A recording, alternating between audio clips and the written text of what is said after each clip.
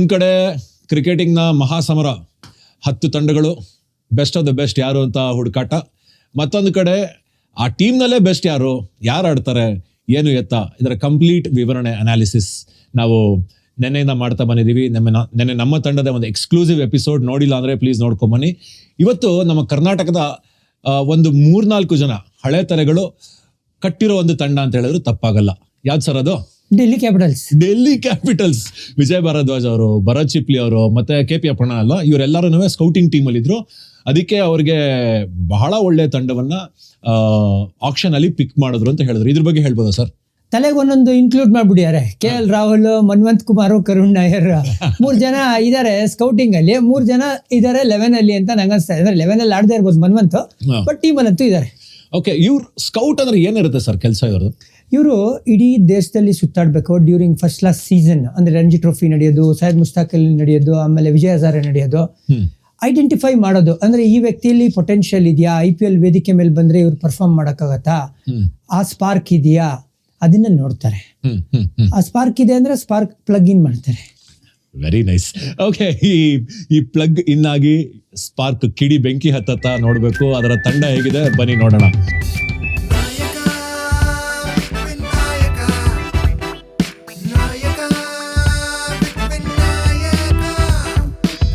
KL Rahul of course open ಮಾಡ್ತಾರೆ. ಅವ್ರ ಜೊತೆಗೆ ನಮ್ಮ RCB ಡುಪ್ಲೆಸಿಸ್ ಅಲ್ಲೂ ಹೋಗ್ಬಿಟ್ಟಿದ್ದಾರೆ. ಒಳ್ಳೆ ಅಡಿಷನ್ ಅಲ್ವ ಸರ್ ಇವರು? ಅವ್ರಿಗೆ ಸಖತ್ ಪಿಕ್ಕು, ಬೇಸ್ ಪ್ರೈಸ್ 2 ಕೋಟಿಲಿ ಸಿಕ್ಕಿರೋದು ಅವರು. ಆಮೇಲೆ ಏನ್ ಗೊತ್ತಾ, IPL ಬಿಟ್ಟು ಬೇರೆ ಫ್ರಾಂಚೈಸಿ ಲೀಗ್ ಮಾತ್ರ ಆಡ್ತಾ ಇರೋದು. ಅಂದ್ರೆ ಇದೊಂದೇ ಫಾರ್ಮೆಟ್ ಆಡ್ತಾ ಇರೋದು. ಒಂಥರ ಸ್ಪೆಷಲೈಸ್ಡ್ ಪ್ಲೇಯರ್ ಅನ್ಬಿಡಿ ನೀವು. ಇನ್ನೊಂದು 2-3 ವರ್ಷ ಇದೆ ಸರ್ ಗೇಮ್ ಇವ್ರಿಗೆ. ಫಿಟ್ ಆಗಿರೋ ತನಕ ನೀವು ಇವ್ರನ್ನ ಆಡಿಸ್ಬೋದಪ್ಪ, ತೊಂದರೆ ಇಲ್ಲ. ಅವರು ಸೂಪರ್ ಫಿಟ್ ಹ್ಯೂಮನ್ ಇವರು. ಅದೇ ನಿಮ್ ತರನೇ ಸಂತುಲ್ ಇಲ್ಲ, ಅವ್ರು 40 ಅವರಪ್ಪ, ನಾವು 52 ಅವರು. ಬಟ್ ಇದ್ರ ಟೀಮ್ ನೋಡ್ತಾ ಹೋದ್ರೆ ಅಭಿಷೇಕ್ ಪೊರೆಲ್, ಕರುಣ್ ನಾಯರ್, ಕರ್ನಾಟಕದ ಕುಳ್ಳ ಅಂತ ಫೇಮಸ್ ಅಲ್ವಾ ಟೀಮ್ ಅಲ್ಲಿ ಇವರು. ಸೊ ಇವ್ರು 3 ಸೆಂಚುರೀಸ್. ಇನ್ಫ್ಯಾಕ್ಟ್ ಒಂದು ರೆಕಾರ್ಡ್ ನೋಡ್ತಾ ಇದ್ದೆ ಮೊನ್ನೆ, ಏನಂದ್ರೆ highest number of centuries I think third person score ಮಾಡಿರೋದು ಇವರೇ ಅಂತ. In a season. Okay, so Karun Nair ಒಂಥರ ಡಾರ್ಕ್ ಹಾರ್ಸ್ ಅಲ್ವಾ ಸರ್? ಅಂದ್ರೆ ಇನ್ನೂ ಅವಕಾಶ, ಫೈರ್ ಪವರ್ ಎಲ್ಲೂ ಸಿಕ್ಕಿಲ್ಲ ಅಲ್ವಾ ಅವ್ರಿಗೆ ಅಂತ? ಅಲ್ಲ, ಕರುಣ್ ನಾಯರ್ದು ಯಾವ ಥರ ಒಂದು ಬ್ಯೂಟಿಫುಲ್ ಸ್ಟೋರಿ ಅಂತ ಹೇಳಕ್ ಇಷ್ಟಪಡ್ತೀನಿ. 1 ಅಥವಾ 2 years ಬ್ಯಾಕ್ ಒಂದು ಟ್ವೀಟ್ ಹಾಕ್ತಾರೆ, dear cricket give me 1 more chance ಅಂತ. ಯಾಕಂದ್ರೆ ಅವ್ರನ್ನ ಕರ್ನಾಟಕದಿಂದನೂ ಬಿಟ್ಬಿಡ್ತಾರೆ, ಎಲ್ಲೂ ಅವಕಾಶ ಇರೋದಿಲ್ಲ ಅವ್ರಿಗೆ. ಟ್ವಿಟರ್ ಅಲ್ಲಿ ಒಂದು ಮೆಸೇಜ್ ಹಾಕ್ತಾರೆ. ಅದಾದ್ಮೇಲೆ ಅವ್ರಿಗೆ DY ಪಾಟೀಲ್ ಆಡಕ್ಕೆ ನಾವು ಕೆನರಾ ಬ್ಯಾಂಕ್ ಅವ್ರನ್ನ ಗೆಸ್ಟ್ ಪ್ಲೇಯರ್ ಆಗಿ ಕರ್ಕೊಂಡು ಹೋಗ್ತೀವಿ. ಅದು ಒಂದು ಫಸ್ಟ್ ಅಪರ್ಚುನಿಟಿ ಅವ್ರಿಗೆ ಆಫ್ಟರ್ ದ ಟ್ವೀಟ್. ಅಲ್ಲಿ ಚೆನ್ನಾಗಿ ಆಡ್ತಾರೆ. ಅಲ್ಲಿಂದ he has never looked back. he is trying to make a comeback ಇವಾಗ. ಆ ತರ ಸರ್ ಕರುಣ್ ನಾಯರ್ಗೆ ಅರೌಂಡ್ 33-34 ಆ ರೇಂಜಲ್ಲಿ ಇರ್ತಾರೆ. ಇವಾಗ ಕ್ರಿಕೆಟ್ ಕೈ ಹಿಡಿದ್ರೆ ಇನ್ನೊಂದು 4-5 ವರ್ಷ ಗೇಮ್ ಇದೆ ಅಲ್ವಾ ಸರ್ ಅವ್ರಿಗೆ? ಅಲ್ಲ, ಇವಾಗ ಏನ್ ಗೊತ್ತಾ, ಆ ಹಂಗರ್ ಇದೆ. ಇನ್ನೊಂದು ಅವಕಾಶ ಸಿಗುತ್ತೋ ಇಲ್ವೋ ಜೀವನದಲ್ಲಿ ಗೊತ್ತಿಲ್ಲ. ಈಗ ಸಿಕ್ಕದಾಗ ಬಿಡಬಾರ್ದು. ಪ್ಲಸ್ ಒಂಥರ ಗೋಲ್ಡನ್ ರನ್ ಅಲ್ಲಿ ಇದ್ದಾರೆ. ಸೊ ಯಾಕೆ ಈ ಟೈಮ್ ನಾನು ಸೀಸ್ ಮಾಡ್ಕೋಬಾರ್ದು ಅಂತ ಆ ವ್ಯಕ್ತಿ ಗೇಮ್ ಆಫ್ಟರ್ ಗೇಮ್ ರಿಲ್ಯಾಕ್ಸ್ ಆಗ್ತಾ ಇಲ್ಲ, ಸೂಪರ್ ಆಗಿ ಆಡ್ತಾ ಇದ್ದಾರೆ. ಇನ್ಫ್ಯಾಕ್ಟ್ ಎಲ್ಲೋ ಒಂದ್ ಕಡೆ ಅನ್ಲಕ್ಕಿ ಇವರು ಅಂತ ಅನ್ಸಲ್ವಾ ನಿಮ್ಗೆ? ಅಂದ್ರೆ ಇವ್ರದ್ದು ಕ್ರೆಡೆನ್ಷಿಯಲ್ಸ್ ಟೆಸ್ಟ್ ಕ್ರಿಕೆಟ್ ಅಲ್ಲಿ ಯಾವ ತರ ಇತ್ತು ಅಂದ್ರೆ, ಇವ್ರಿಗೆ ಇನ್ನ ಲಾಂಗರ್ ರೋಪ್ ಸಿಗ್ಬೇಕಾಗಿತ್ತು ಅಂತ ಎಲ್ಲ ಚರ್ಚೆ ಮಾಡ್ತಾರೆ.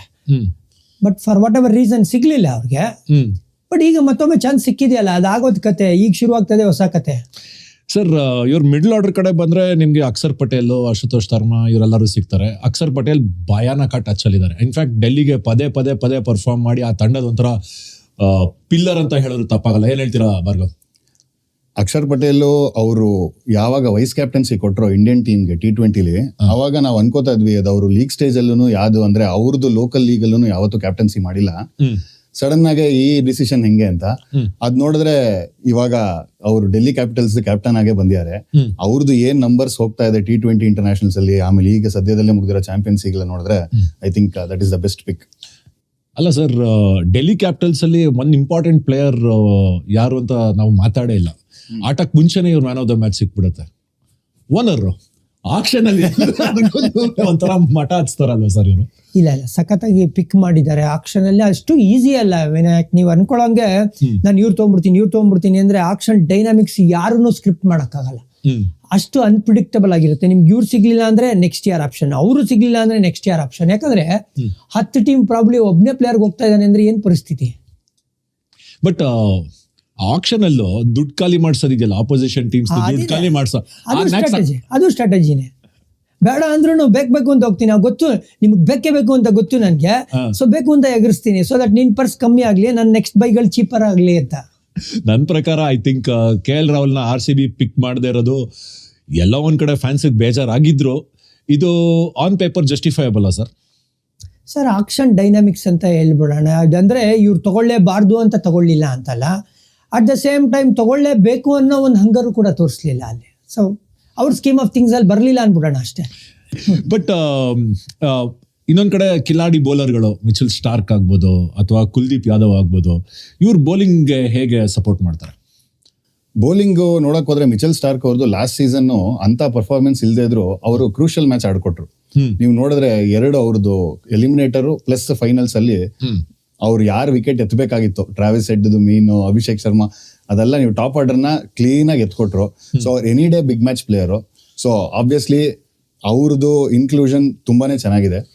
ಅದು ಬಿಟ್ಟು ಕುಲ್ದೀಪ್ ಯಾದವ್ ಅವ್ರದ್ದು ನೋಡ್ತಾ ಇದೀವಿ ಹೆಂಗೆ ರಿವೈವ್ ಆಗಿದೆ T20 ಮತ್ತೆ ವೈಟ್ ಬಾಲ್ ಕ್ರಿಕೆಟ್ ಹೆಂಗೆ ರಿವೈವ್ ಆಗಿದೆ ರೀಸೆಂಟ್ ಕಪಲ್ ಆಫ್ ಇಯರ್ಸ್ ಅಂತ. ಅವರು ಒಂಥರ ನಿಮ್ಗೆ ಈ ಮ್ಯಾನೇಜ್ಮೆಂಟ್ ಡಿಸಿಷನ್ಸ್ ಅಲ್ಲಿ ಇನ್ವಾಲ್ವ್ ಆದ್ರೆ ಏನು ಆಶ್ಚರ್ಯ ಇಲ್ಲ. ಸೊ ನಿಮ್ ಪ್ರಕಾರ ಡೆಲ್ಲಿನಲ್ಲಿ 1 top batsman, 1 top bowler, 1 top midfielder ಯಾರು? ಬ್ಯಾಟರ್ ಆಬ್ವಿಯಸ್ಲಿ KL ರಾಹುಲ್ ಅವ್ರಿಗೆ ತುಂಬಾ ಹಂಗರ್ ಇದೆ ಇಂಟರ್ನ್ಯಾಷನಲ್ ಇದಕ್ಕೆ ವಾಪಸ್ ಬರಬೇಕು ಅಂತ. ಅಂಡ್ ಅವರು ಯಾವುದೇ ತರ ಕ್ಯಾಪ್ಟನ್ಸಿ ಮ್ಯಾನೇಜ್ಮೆಂಟ್ ರೆಸ್ಪಾನ್ಸಿಬಿಲಿಟಿ ಬೇಡ, ನಾನು ಪ್ಯೂರ್ಲಿ ಗೇಮ್ ಮೇಲೆ ಫೋಕಸ್ ಮಾಡ್ತೀನಿ ಅಂತ ಅನ್ಕೊಂಡು ಈ ಸೀಸನ್ ಆಡ್ತಾರೆ. ಸೊ ಡೆಫಿನೆಟ್ಲಿ ಅವ್ರನ್ನ ವಾಚ್ ಔಟ್ ಮಾಡ್ಲೇಬೇಕಾಗತ್ತೆ. ಅದು ಬಿಟ್ರೆ ಒಂದು ಯಂಗ್ಸ್ಟರ್ ಇದಾರೆ, ಫ್ಯಾಫ್ ಬಗ್ಗೆ ಸರ್ ಹೇಳಿದ್ರು, ಆದ್ರೆ ನನ್ಗೆ ಅವರು ಸ್ಟಾರ್ಟಿಂಗ್ ಲೆವೆನ್ ಅಲ್ಲಿ ಆಡ್ತಾರ ಅನ್ನೋದೇ ಡೌಟ್ ಇದೆ. ಯಾರು ಜೇಕ್ ಫ್ರೇಸರ್ ಇಲ್ಲ, ಆಡ್ತಾರೆ. ಫ್ಯಾಫ್ ಮತ್ತೆ ಅವರೇ ಓಪನ್ ಮಾಡಿದ್ರೆ KL ಮಿಡ್ಲ್ ಆರ್ಡರ್ ಯೂಸ್ ಮಾಡ್ಕೊಂಡ್ರೆ ಜಾಗನೇ ಇಲ್ಲ ಸರ್ KL ರಾಹುಲ್. ಅದೆಲ್ಲ ಏನ್ ತೊಂದರೆ ಇಲ್ಲ. ಇಲ್ಲಿ ನೀವು ಮಿಡ್ಲ್ ಆರ್ಡರ್ ಅಲ್ಲಿ ಎಸ್ಪೆಷಲಿ ಫಿನಿಷರ್ ಅಂತ ನೋಡ್ತಾ ಇರೋದು ಟ್ರಿಸ್ಟನ್ ಸ್ಟಬ್ಸ್ ಅಂತ. ಈ ವ್ಯಕ್ತಿ ಲಾಸ್ಟ್ ಸೀಸನ್ ಅದ್ಭುತವಾಗಿ ಬ್ಯಾಟಿಂಗ್ ಆಡಿದ್ರು, ಆಮೇಲೆ ಅದ್ಭುತ ಫೀಲ್ಡರ್ ಕೂಡ.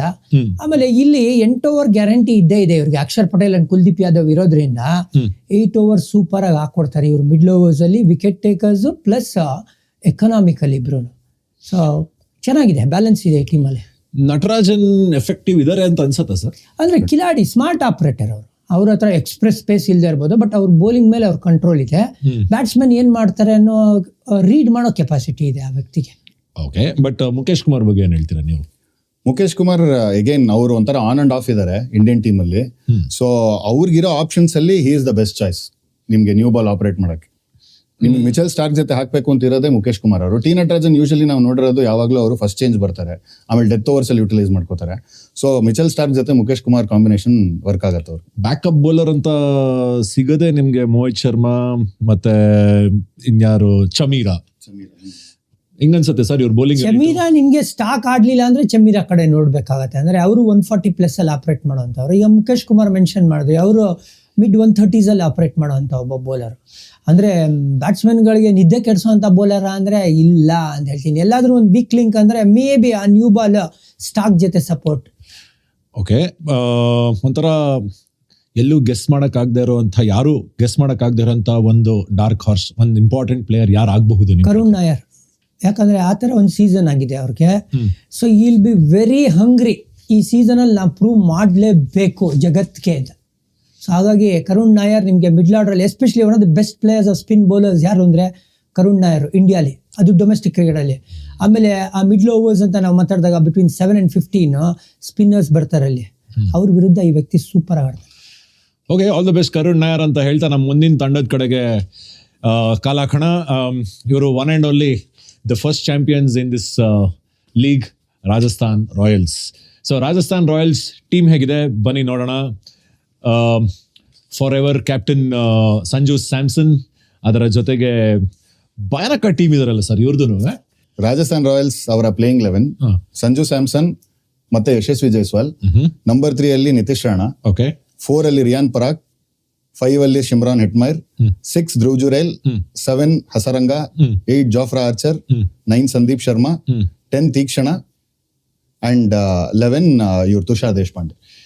ಓಕೆ ಸರ್, ಇವ್ರ ಟೀಮ್ ಏನೋ ಒಂಥರ mix of newcomers and inexperience players and experience players ತರ ಕಾಣಿಸುತ್ತಲ್ವ ಸರ್ ಇದು? ಅಲ್ಲ, ಇವ್ರ ರಿಟೆನ್ಷನ್ ನೋಡಿ, ಮ್ಯಾಕ್ಸಿಮಮ್ ರಿಟೆನ್ಷನ್ ಏನಿತ್ತು ಅದೆಲ್ಲ ಮಾಡ್ಬಿಟ್ರು. ಅಲ್ಲಿ ಒಬ್ಬರೇ ಫಾರಿನರ್ನ ಇಟ್ಕೊಂಡಿದ್ದು, ಇನ್ನು ಮಿಕ್ಕಿದ್ದೆಲ್ಲ ಇಂಡಿಯನ್ಸ್ನ ಇಟ್ಕೊಂಡಿದ್ದಾರೆ. ಬಟ್ ಇವ್ರ ಬ್ಯಾಟಿಂಗ್ ಆರ್ಡರ್ ಚೆನ್ನಾಗಿದೆ, ಟಾಪ್ 5, ಬಟ್ ಡೆಪ್ತ್ ಇಲ್ಲ. ನೀವು ಕ್ಲೋಸ್ ಆಗಿ ಅಬ್ಸರ್ವ್ ಮಾಡಿ, ಇಂಪ್ಯಾಕ್ಟ್ ಪ್ಲೇಯರ್ ಆಗಿ ಬರಬೇಕು ಶುಭಮ್ ದುಬೆ ಅಂತ ಹೇಳೋದು, ಬ್ಯಾಟರ್ ನಿಮ್ಗೆ ಬೇಕು ಅಂತ ಹೇಳಿದ್ರೆ. ಆಮೇಲೆ ನಿಮ್ಗೆ ಶಿಮ್ರಾನ್ ಹೆಟ್ಮಾಯರ್ ಬಿಟ್ರೆ, ಧ್ರುವ್ ಜುಲೈಲಿ ನಾಟ್ ರಿನೌಂಡ್ ಫಿನಿಷರ್. ಎಲ್ಲ ಹೆಸರಿಗೆ ಒಣಿಂದು ಹಸರಂಗ ಆಲ್ರೌಂಡರ್ ಅಂತ ಹೇಳ್ತಾರೆ. ಇದುವರೆಗೂ IPL ಮೇಲೆ ಏನು ಮಾಡಿಲ್ಲ. ಅವ್ರು ಬೇರೆ ಕಡೆ ಚೆನ್ನಾಗಿ ಆಡಿರ್ಬೋದು. IPL ಅಂತ ಬಂದಾಗ Hasaranga under performer. Jofra archer ಒಂದು ಎಕ್ಸ್ ಫ್ಯಾಕ್ಟರ್ ಇದ್ದಾರೆ ಆಸ್ ಎ ಬೌಲರ್. 4 ಓವರ್ ನಿಮ್ಗೆ ಅದ್ಭುತ ಬೌಲಿಂಗ್ ಮಾಡೋ ಕ್ಷಮತೆ ಇದೆ. ಅವ್ರ ಜೊತೆ ತೀಕ್ಷ್ಣ ಕೂಡ ಓಪನ್ ಮಾಡ್ಬೋದು ಅಂತ ಅನಿಸ್ತಾ ಇದೆ. ಯಾಕಂದ್ರೆ ತೀಕ್ಷ್ಣ ನ್ಯೂ ಬಾಲ್ ಅಲ್ಲಿ ಆಪರೇಟ್ ಮಾಡ್ತಾ ಇದ್ರು ಚೆನ್ನೈಗೆ ಆಡುವಾಗ, ನೀವು ಅಬ್ಸರ್ವ್ ಮಾಡಿದ್ರೆ. ಬಟ್ ಇಲ್ಲಿ ಟೀಮಲ್ಲಿ ಆ ಬ್ಯಾಟಿಂಗ್ ಡೆಪ್ತ್ ಇಲ್ಲ ಅನ್ಸುತ್ತೆ. ಆಮೇಲೆ ನೀವು ಕ್ಲೋಸ್ ಆಗಿ ಅಬ್ಸರ್ವ್ ಮಾಡಿದ್ರೆ, ಈ ಟೀಮಲ್ಲಿ ಫಾರಿನ್ ಪ್ಲೇಯರ್ಸ್ ಇರೋದೇ ಕೇವಲ 6 ಜನ. ಸೊ ಯಾರಿಗಾರು ಇಂಜುರಿ ಆಯ್ತು ಅಂದ್ರೆ ಅವ್ರಿಗೆ ಲೈಕ್ ಟು ಲೈಕ್ ರಿಪ್ಲೇಸ್ಮೆಂಟ್ ಅನ್ನೋದು ಇಲ್ವೇ ಇಲ್ಲ ಇಲ್ಲಿ. ಸೊ ಸ್ವಲ್ಪ ಬೆಂಚ್ ಸ್ಟ್ರೆಂತ್ ವೀಕ್ ಆಗಿದೆ. 11 ಜನ ಯಾರಿದಾರಲ್ಲ ಅವರೇ ಚೆನ್ನಾಗಿ ಆಡಿದ್ರೆ ಮಾತ್ರ ಇವ್ರು ಕ್ವಾಲಿಫೈ ಆಗಕ್ಕಾಗೋದು, ಇಲ್ಲ ಅಂದ್ರೆ ಕೇಸ್ ಖತಮ್. ಬಟ್ ಇಂಪ್ಯಾಕ್ಟ್ ಪ್ಲೇಯರ್ಸ್ ಅಂದ್ರೆ ಯಾರನ್ನ ಹೇಳ್ತೀರಾ ಭಾರ್ಗವ್? ಸೊ ಈಗ ಅವರು ಆಡ್ತಾರೋ ಇಲ್ವೋ ಗೊತ್ತಿಲ್ಲ, ಬಟ್ ತುಂಬಾ ಹೆಸರು ಮಾಡಿರೋದು ವೈಭವ್ ಸೂರ್ಯವಂಶಿ. 13 ವರ್ಷ ಸರ್, ಸ್ಟ್ರೈಟ್ ಅವೇ ನೀವು ತಗೊಂಬಂದು ಸಮುದ್ರಕ್ಕೆ, ನಾವೇನು ಗೊತ್ತಾ, ಫಸ್ಟ್ ಸ್ವಿಮ್ಮಿಂಗ್ ಪೂಲಲ್ಲಿ ಈಜು ಕಳಿಸ್ಬೇಕು, ಆಮೇಲೆ ಬಾವಿಗೆ ಹಾಕ್ಬೇಕು, ಆಮೇಲೆ ಕೆರೆಗೆ ಹಾಕ್ಬೇಕು, ಆಮೇಲೆ ಸಮುದ್ರಕ್ಕೆ ತಳ್ಳಬೇಕು. ಇಲ್ಲಿ ಈ ವ್ಯಕ್ತಿಗೆ ಸ್ವಿಮ್ಮಿಂಗ್ ಪೂಲಲ್ಲಿಂದ ಡೈರೆಕ್ಟ್ ಆಗಿ ಸಮುದ್ರಕ್ಕೆ ತಳ್ತಾ ಇದ್ದೀರಾ ನೀವು. ಅದು ಒಂದು ಕಷ್ಟ ಇದೆ. ಬಟ್ ಎಲ್ಲೋ ಒಂದ್ ಕಡೆ ಒಂದು ಇತಿಹಾಸ ಬರಿಬೇಕು ಅಂತೇಳಿ ಒಂದು ಮ್ಯಾಚ್ ಆಡಿಸ್ಬೋದು. ಅದೇನಾದ್ರು ಅದು ಮೇ ಬಿ ಡೌನ್ ದ ಹೇಳ್ತೀರಾ ಸೀಸನ್ ನಾವು ನೋಡ್ಬೋದು. ಬಟ್ ಸ್ಟ್ರೈಟ್ ಅವೇ ನಾಳೆ ಓಪನಿಂಗ್ ಗೇಮು ಅಗೇನ್ಸ್ಟ್ SRH ಆಡಿಸ್ತೀರಾ ಸೂರ್ಯವಂಶಿನ ಅಂದ್ರೆ? ಅಂಡ್ ಅವ್ರ batting sir, is an opener. ನಮ್ಮ ಅಲ್ಲಿ ಓಪನಿಂಗ್ ನಾವು ನೋಡಿದ್ರೆ ಯಾರನ್ನು ಮುಟ್ಟಂಗೆ ಇಲ್ಲ.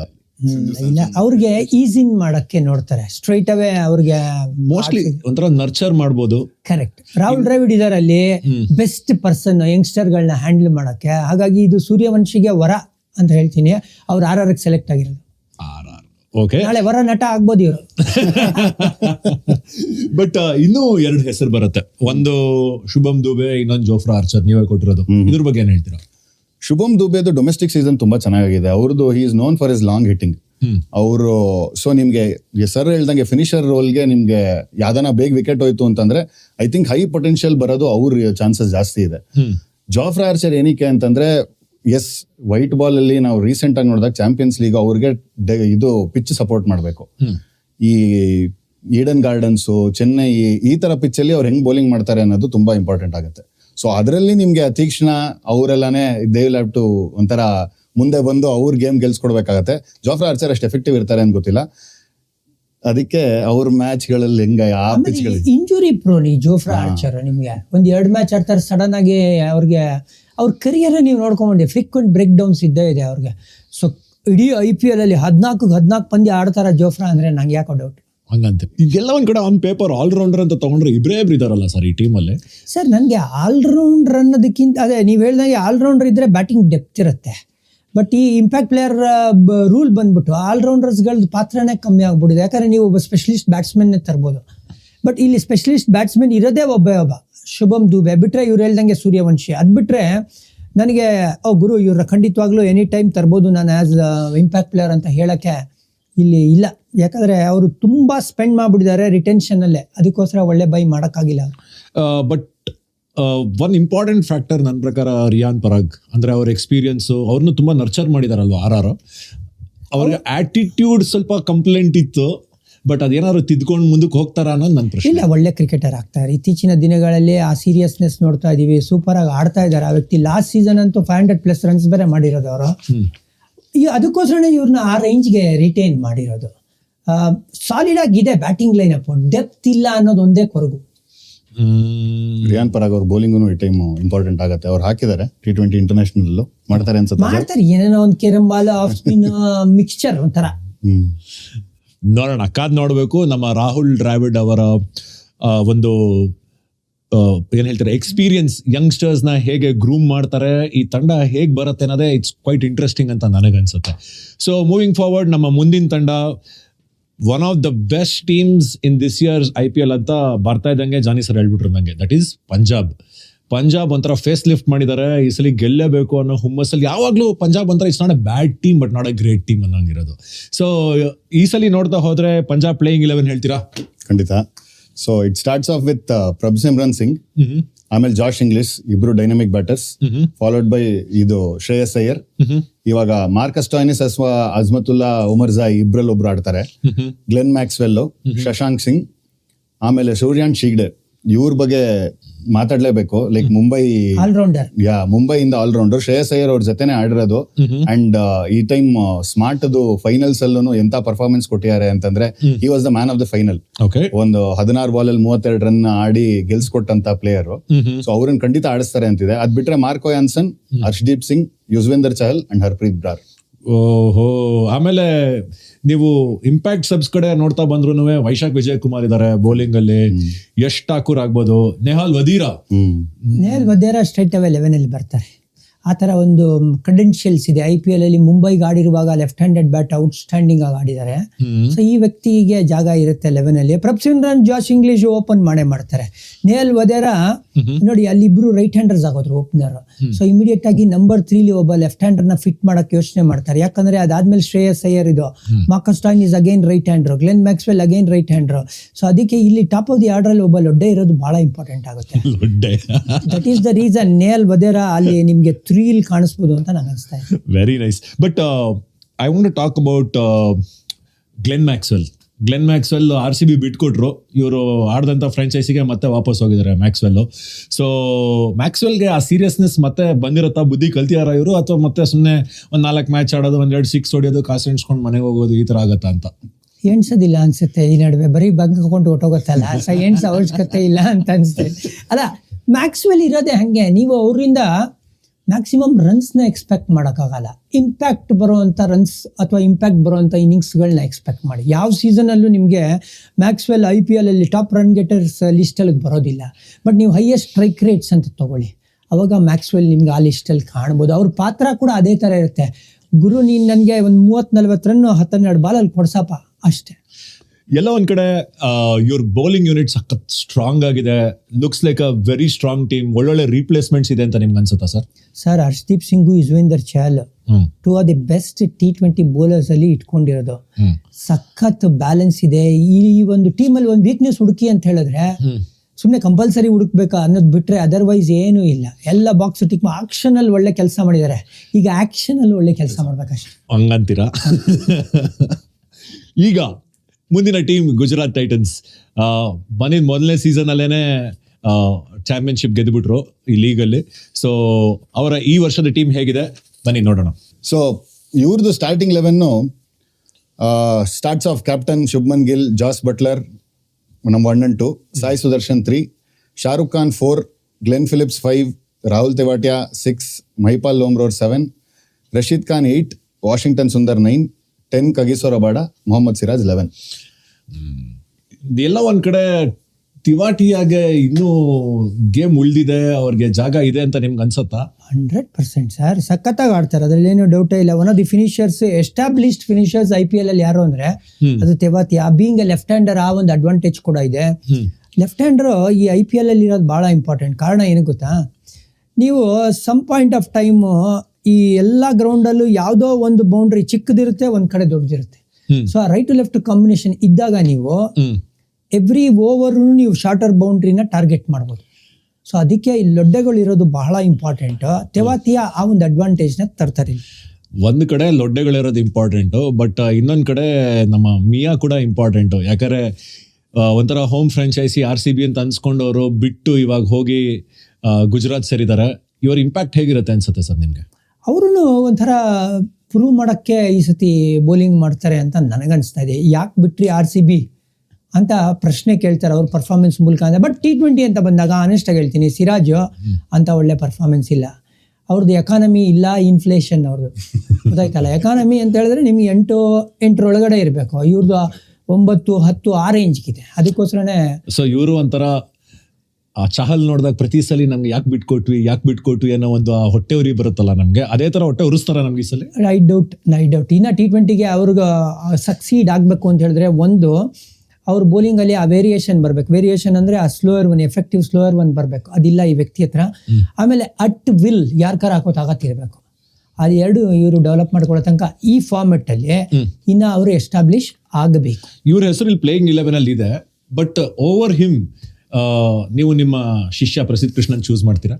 ಪ್ರಸಿದ್ಧ ಕೃಷ್ಣ ಈ ಒಂದು ಟೀಮ್ ನೀವು ಅಬ್ಸರ್ವ್ ಮಾಡಿದ್ರೆ ಕಗಿಜೋ ರಬಾಡ ಜೊತೆಗೆ ಪೇಸ್ನ ಮ್ಯಾಚ್ ಮಾಡ್ತಾರೆ ಅವರು. Okay, Siraj relatively slower than ಪ್ರಸಿದ್ಧ. ಆಮೇಲೆ ಕಂಪೇರ್ಡ್ ಟು ಸಿರಾಜ್ ಆ ಆಕೋಟ್ ಬೌನ್ಸ್ನ ಜನರೇಟ್ ಮಾಡ್ತಾರೆ Prasidh Krishna because of his height. Kagiso Rabada ಜೊತೆ ನಿಲ್ಸಿದ್ರೆ ಆಲ್ಮೋಸ್ಟ್ ಸಿಮಿಲರ್ ಹೈಟಲ್ಲಿ. ಇವ್ರು ಏನು ಮಾಡ್ತಾರೆ ಅಂತ ಹೇಳಿದ್ರೆ ನಿಮ್ಗೆ ಗುಡ್ ಲೆಂತ್ ಬ್ಯಾಕ್ ಆಫ್ ಲೆಂತಿಂದ ಆ ಬೌನ್ಸ್ನ ಜನರೇಟ್ ಮಾಡ್ತಾರೆ. ಬೌನ್ಸ್ ಜನರೇಟ್ ಮಾಡಿದಾಗ ನಾನು ಆನ್ ದ ರೈಸ್ ಹೊಡ್ಬಿಡ್ತೀನಿ ಅಂತ ಹೇಳೋಕ್ಕಾಗೋದಿಲ್ಲ. ಮಿಡ್ಲ್ ಆಫ್ ದಿ ಬ್ಯಾಟಿಗೆ ಬೀಳಲ್ಲ, ಬ್ಯಾಟ್ನ ಮೇಲ್ ಭಾಗದಲ್ಲಿ ಬೀಳುತ್ತೆ, ಬಾಲ್ ದೂರ ಹೋಗಲ್ಲ, ಮೇಲೆ ಹೋಗುತ್ತೆ. ಬಟ್ ಒನ್ ಇಂಟ್ರೆಸ್ಟಿಂಗ್ ನೇಮ್ ಈ ಟೀಮಲ್ಲಿ ಕಾಣಿಸ್ಕೊಳ್ಳೋದು ಯಾರು ಅಂದರೆ ಇಶಾಂತ್ ಶರ್ಮಾ. ಇಶಾಂತ್ ಶರ್ಮಾ ಏನಕ್ಕೆ ನೀವು ಇಂಪ್ಯಾಕ್ಟ್ ಸಬ್ ಆಗಿ ಹಾಕಿದ್ದೀರಾ? ಅದೇ ಅವ್ರಿಗೆ ಮೀಡಿಯಂ ಪೇಸ್ ಅಟ್ಯಾಕ್ ಅಲ್ಲಿ ಇವಾಗ ನೀವು ಬ್ಲಾಟರ್ನ ಯಾರನ್ನ ರೀಪ್ಲೇಸ್ ಮಾಡಬೇಕು ಅಂತಂದ್ರೆ ತುಂಬಾ ಜನ ಇದಾರೆ ಅಲ್ಲಿ ಟಾಪ್ ಆರ್ಡರ್ ರೀಪ್ಲೇಸ್ ಮಾಡಕ್ಕೆ. ಸೊ ಬಿಟ್ವೀನ್ ಪ್ರಸಿದ್ಧ ಕೃಷ್ಣ ಅವ್ರ ಇಶಾಂತ್ ಶರ್ಮಾ ಒಬ್ರು ಬಂದೇ ಬರ್ತಾರೆ ಒಳಗಡೆ. That is the Indian countries. Indian foreigners ಆದ್ರೆ ಕೊಯ್ಟ್ಜಿ ಅವರೆಲ್ಲ ಬರ್ತಾರ, ಜೆರಾಟ್ ಕೊಟ್ಜಿ ಅವರೆಲ್ಲ ಬರ್ತಾರೆ. ಬಟ್ ಎಲ್ಲ ಒಂದ್ ಕಡೆ ಇಶಾಂತ್ ಶರ್ಮಾ ವಯಸ್ಸಾದ್ರೂ ಆ ಪೇಸ್ ಲೆಂತ್ ಲೈನ್ ಎಲ್ಲ ಉಳಿಸ್ಕೊಂಡಿದ್ದಾರೆ ಅಂತೀರಾ? ಖಂಡಿತ. ಅವ್ರು ಲಾಸ್ಟ್ ಇಯರ್ ನೋಡಿದ್ವಲ್ಲ ನಾವು ವಿರಾಟ್ ಕೊಹ್ಲಿ ಹೆಂಗ್ ಆಟ ಆಡ್ಸಿದ್ರು ಅಂತ. ಅಲ್ಲ, ಅವರು ನಿಮ್ಗೆ ಏನ್ ಹೇಳ್ತೀರಾ, ಬಿಫೋರ್ 10 hours ಅವ್ರ ಕೋಟ ಮುಗಿಸ್ಬಿಡ್ತಾರೆ. ಅದಾದ್ಮೇಲಿಂದ ಅವ್ರು ಬರಲ್ಲ. ಯಾಕಂದ್ರೆ ಇವ್ರ ಹತ್ರನೂ ಆ ಎಫೆಕ್ಟಿವ್ ಸ್ಲೋಯರ್ ಒನ್ ಆಗಲಿ ಯಾರ್ಕಾರ ಒಂದೇನೋ ಹಾಕಿದ್ರು ಲಾಸ್ಟ್ ಸೀಸನ್. ಬಟ್ T20 ಅಂತ ಬಂದಾಗ ಇನ್ನು ಇಶಾಂತ್ ಶರ್ಮಾ ನಿಮ್ಗೆ ಏನು ಹೇಳ್ತೀರಾ ಪ್ರಿಫರ್ಡ್ ಪಿಕ್ ಅಂತ ಬರೋದಿಲ್ಲ. ಇನ್ನು ಎಲ್ಲ ಒಂದ್ ಕಡೆ ಇತ್ತೀಚೆಗೆ ಮಾಸ್ಟರ್ಸ್ ಅಲ್ಲಿ ಜಾಂಟಿ ರೋಡ್ಸ್ ಒಂದು ಡೀಪಲ್ ಒಂದು ಕ್ಯಾಚ್ ಹಿಡಿತಾರೆ. ಅವ್ರನ್ನ ನೋಡಿದ್ಮೇಲೆ ಅದೇ ತರ ಒಂಥರ ಅಥ್ಲೆಟಿಕ್ ಆಗಿ ಕಾಣಿಸಿದ್ದು ನಂಗೆ ಗ್ಲೆನ್ ಫಿಲಿಪ್ಸ್ ಅಂತ ಹೇಳಿದ್ರೆ ತಪ್ಪಾಗಲ್ಲ ಅಂತ ನಾನು ಅನ್ಕೋತೀನಿ. ಏನ್ ಹೇಳ್ತೀರಾ? 100% ಆ ಥರ ಕ್ಯಾಚ್ಗಳು ಹಿಡಿದಿರೋದು ಚಾಂಪಿಯನ್ಸ್ ಟ್ರೋಫಿಲಿ. ಅಮೇಝಿಂಗ್ ಕ್ಯಾಚ್ಗಳು, ಒನ್ ಆಫ್ಟರ್ ದಿ ಅದರ್. ಏನೋ ಒಂದು ಫ್ಲೂಕ್ ಅಂತ ಹೇಳ್ಬೋದು, ಬಟ್ ಎವ್ರಿ ಟೈಮು ಆ ಥರ ಕ್ಯಾಚ್ ಹಿಡಿತಾರೆ ಆ ವ್ಯಕ್ತಿ. ಒಂದ್ ಕಡೆ ಅದಾದ್ರೆ ಮಿಡ್ಲ್ ಆರ್ಡರ್ ಅಲ್ಲಿ ಶಾರುಖ್ ಖಾನ್ ಬರ್ತಾರೆ, ಒಂಥರ ಫೈರ್ ಪವರ್ ತಗೊಂಡ್ಬರ್ತಾರೆ. ಅದ್ರ ಬಗ್ಗೆ ಏನ್ ಹೇಳ್ತೀರಾ ನೀವು? ಶಾರುಖ್ ಖಾನ್ ಅವರು ಯಾವಾಗ್ಲೂ ಪಂಜಾಬ್ ನೋಡಿದ್ರೆ ಅವರು ಫಿನಿಶರ್ ಆಗಿ ಆಡಿದ್ರು. ಈ ವರ್ಷ ಏನಾಗಿದೆ, ತಮಿಳ್ನಾಡುಗೆ ಅವರು ಸ್ಮಾರ್ಟ್ ಅಲ್ಲೂ ಕ್ಯಾಪ್ಟನ್ ಆಗಿ ಮಿಡ್ಲ್ ಆರ್ಡರ್ ಆಡಿದ್ದಾರೆ. ಸೊ ಅವರು ಈ ಟೀಮ್ ನ ಬ್ಯಾಲೆನ್ಸ್ ಮಾಡಕ್ಕೆ ಮಿಡ್ಲ್ ಆರ್ಡರ್ ಅಲ್ಲೇ ಆಡ್ಬೇಕಾಗತ್ತೆ. ಅದನ್ನ ಹೆಂಗೆ ಪರ್ಫಾರ್ಮ್ ಮಾಡ್ತಾರೆ ಅನ್ನೋದು ಚಾಲೆಂಜಿಂಗ್ ಆಗಿರುತ್ತೆ ಅವ್ರಿಗೆ. ಹೊಸ ರೋಲ್ ಅವ್ರಿಗೆ ಆಕ್ಚುಲಿ IPL ಅಲ್ಲಿ.